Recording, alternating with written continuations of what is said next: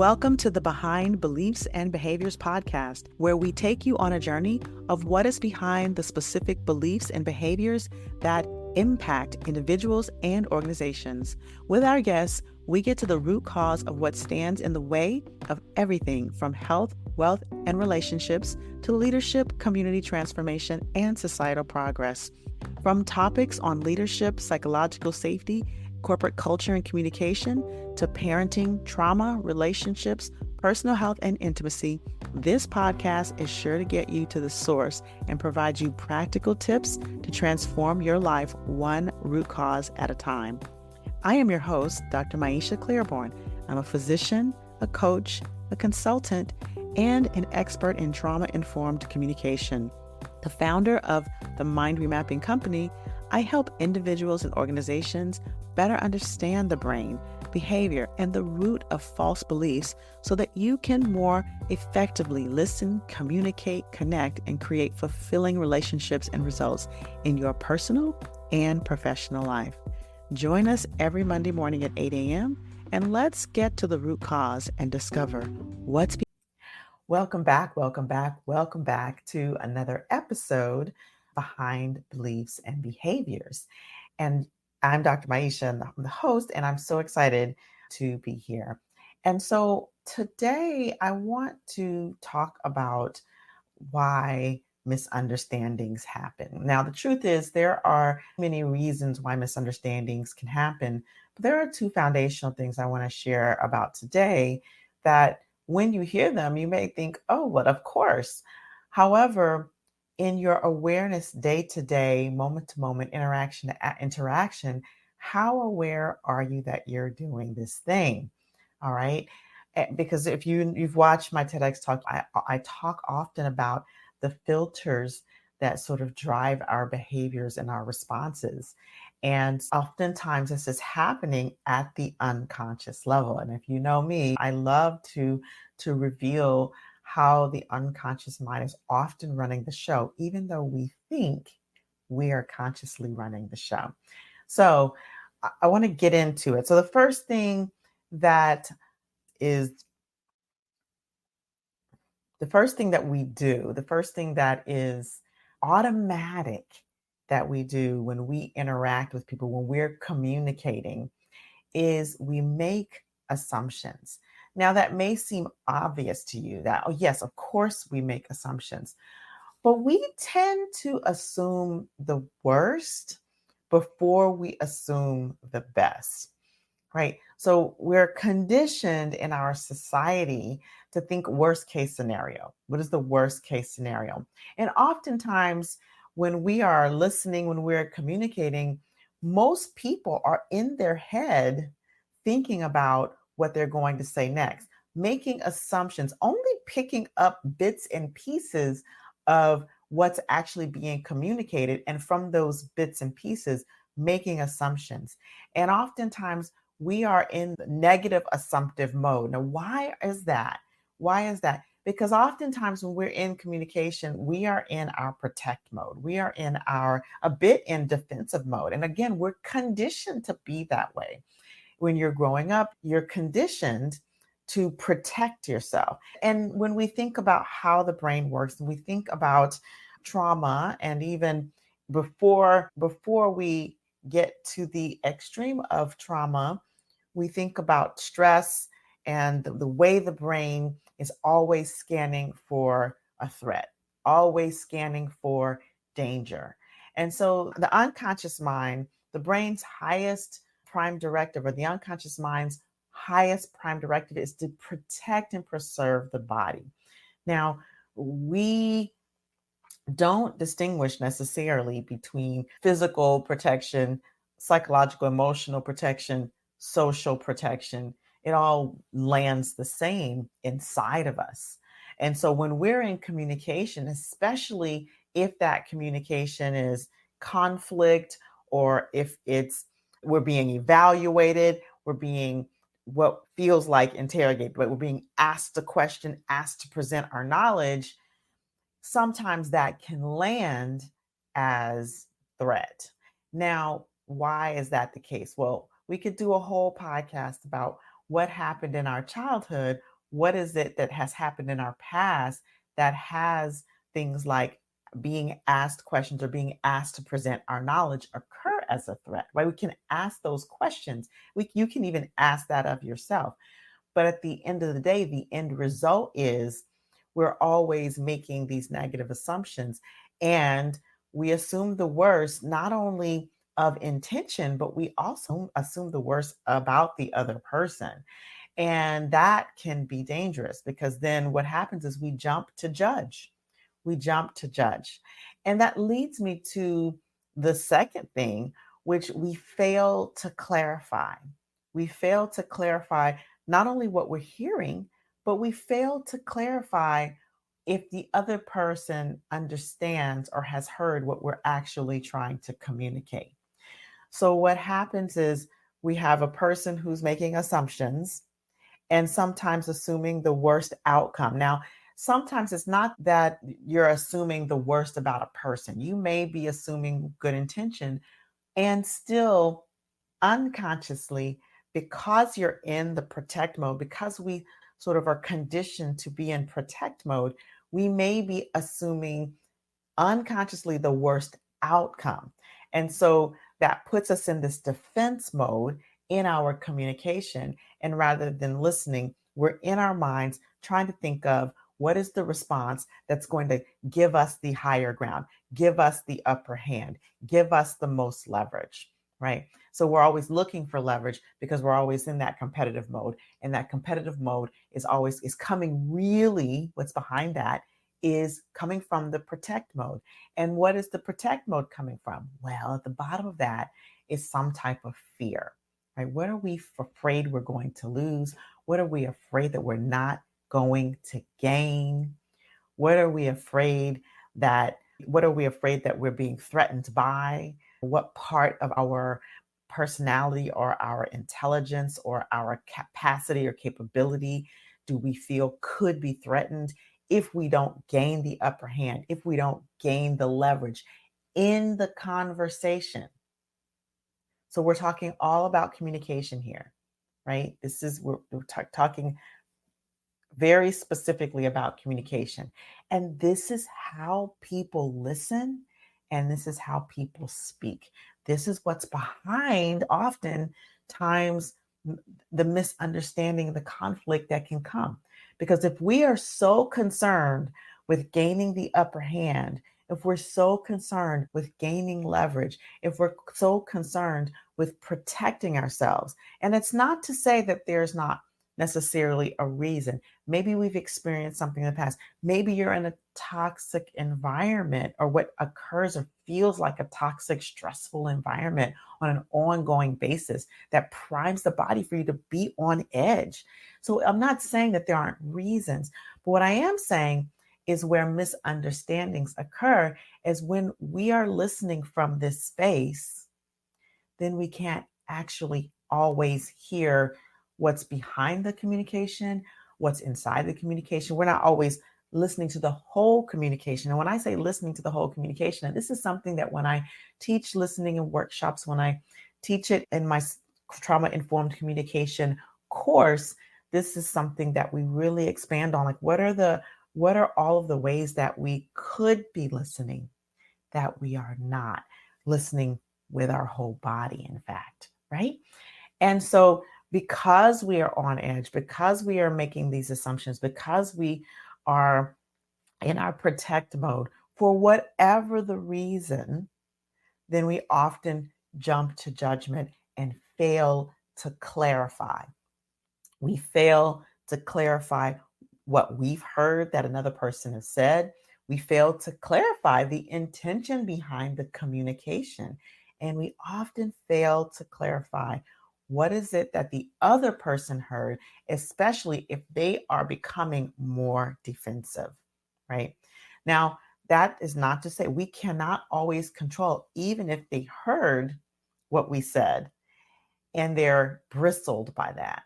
We don't know why that is. We don't know what that activated in the person that could be from a past wound. We don't know that information and we can't control that information, but we can clarify. right? And then we can dig deeper. If a person is bristled, we can dig deeper and investigate. That is, again, something that we go really deep on when I do my work in trauma informed communication. This is what it means to be trauma informed and trauma responsive in communication, in interaction, moment to moment, in our listening and our speaking. But just to chunk it right back down to clarification. And what does that look like? If you notice for yourself that there's something that someone said and it hits you the wrong way, how do you clarify? It can be very simple. This is what I heard you say. This is how it landed for me. Was that your intention? Understanding that intention doesn't equal impact, right? Or when you see someone and they're getting bristled, you can ask the question, what did you hear me say and how did that land for you? Because I notice that your energy has shifted or you seem to have, and you're naming what you notice, right? So that's the simple language of clarification. And so when we fail to clarify, it leaves that opening. It leaves that room for judgment to creep in. Because when we don't clarify, when we rely on our assumptions, and basically the assumption is the gap between what you hear and what it means that you make up, right? That you make up. It's the story that is positioned in between the communication and your listening. And the clarification fills that gap in. And sometimes it's not just one question that needs to be clarified. Sometimes it takes a whole conversation just to clarify communication and meaning. And as an example, I'm in communication with people all day long, and particularly my partner, Dr. Jill Weiner, and we were in a conversation one day, and I was saying something, and I noticed that there was some energy that was a bristled energy in her. And so I asked, well, okay, well, she responded to me in a way that I thought, oh, you know what? I don't think she got what I was saying. I don't think she understood what I was saying. And we were communicating, by the way, asynchronously, meaning that we have a video app called Marco Polo, and we were communicating asynchronously. And what happened was the communication was getting lost. There were assumptions that were being made based on our own listening, based on our own filters, our own backgrounds. And so at some point, I picked up the phone and I said, what is it? We need to talk because I feel like I'm saying something and you're hearing something different. And so she said what she heard. And in fact, it was similar, but not exactly what I had communicated. And then I was able to modify my communication. So this speaks to the flexibility of communication. And then she shared her perspective with me on the situation. And I felt a bristle. And so I clarified what I heard her say. And I'll tell you, it did take some back and forth of clarification until we came to an understanding of the intention behind what each of us was saying, regardless of that impact, right? So we acknowledged the impact and we came to the agreement of the intention and were able to come to a resolution of that. It wasn't a conflict per se, but it was just a misunderstanding based on our own filters and based on different kind of listening. And so take this with you because I think that this is especially important in organizations, in leadership, in collegial relationships where you have two people maybe of different backgrounds, maybe of from different cultures. And the assumption is made and the judgment is made about what a person means, how a person feels, how a person is reacting without the clarification. And when we do that, it leads to long-term, long-standing conflict and misunderstandings. And so, of course, as you know, I love to invite you to take this out into the world and practice it, apply it in your life, in your leadership positions, in your families, because this is relevant in partnership and this is relevant in parenthood as well. So I talk about organizations between colleagues, leaders, and their teams, right? But this is also relevant in your partnerships, in your friendships, in your parenthood, in your siblingships, your familiar relationships. And so go apply this in your life. As you're listening, become aware of the assumptions you could be making about the communication itself and about the intention of the communication. Even if it's a positive communication, even if you could even be assuming nothing is wrong, or you could be assuming that everything is good. Practice while the communication is normal. Practice while without the conflict of clarifying the meaning. What I heard you say is this. Is that what you meant? Is that what you intended to say? Is that the energy that you were intending? So practice while it's good, because when you practice while it's good, then when something arises that feels sticky, especially when that sympathetic activation system starts to go off, threat detection system goes off, then you will have practiced clarification. All right. And these are just applying these few tips, you can actually see some amazing changes in your relationships, in your communication, in your leadership, in your confidence. And with a deeper dive in learning in these tools, you can completely transform the way you communicate and the way people hear you and listen to you. And this is what I do, and this is what I teach others to do. I help leaders create cultures where their people feel seen, heard, respected, valued, and welcome, so that the organization and everyone in it can grow and thrive. And whether it's your organization at work or your organization of your family, this is important. If you're a leader within an organization and you're committed to bringing this type of deep level of communication, psychological safety, growth, and development in your organization, let's talk. I'd love to come and speak at your trainings, conferences, employee resource groups, leadership retreats. And I also invite you to check out our trauma-informed communication course. It's called Communication That Transforms. And there's a free preview right on the website. So with that, I bid you adieu for this episode. As always, I'm committed to seeing you empowered, because this is the conversation that is going to transform not only our families, but our communities, our organizations, and the next generation. So have a great rest of the week. And until we see each other again, stay empowered.